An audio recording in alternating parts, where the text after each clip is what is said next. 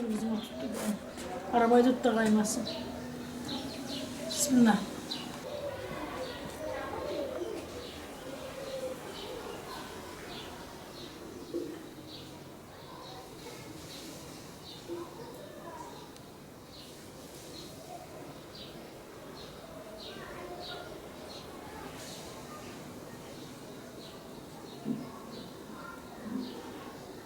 Sabahleyin aşağıya indim. Aşağı evinden gidip ekmeğimi, yemeğimi alıp geliyorum. Bir baktım arabamın aküsü yok. Yere yığıldım. Sonra gözümü açtım. Yoğun bakımdayım. Kalp krizi geçiriyorum. Ondan sonra anjiyo oldum. Eve çıktım geldim.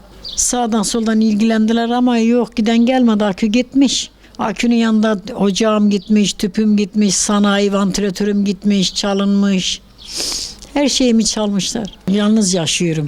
Kimsem yok. Allah'la beraberim. Eğer benim o akülerimi çalıp bu durumda %87 engelliyim. Raporum elimde. Benim o akülerimi gelip çalıp satıp yiyecek kadar düştüyse Allah'ın adaletine gönderiyorum onu. Bir şey demiyorum. Ben yeme içme daha arkadaşım var benim, Allah razı olsun. Her gün benim aşevinden ekmeğimi, yemeğimi getiriyor.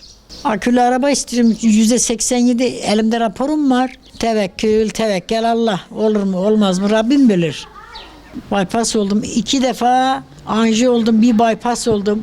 Tek böbrekliyim. Şeker, tansiyon, sinir hastasıyım. Bel fıtığından ameliyat oldum. Böbrekten ameliyat oldum. Beyinden anji oldum.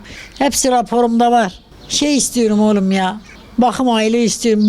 Bakıcı istiyorum kendime bir tane mümkünse. Herkes sağ olsun, evinde olsun. Hastayım deyip telefon ettim miydi? Çağır bir ticari araba git diyorlar, hastaneye diyorlar. Çok zor durumdayım. Kaç çocuğunuz var sizin? 2 oğlan bir kız. Ben ona size arayıp sormuyorum. Yok. Bak bayram geçti yok. Anneler günü geçti yok. Yok. Sağdan soldan inşallah razı olsun.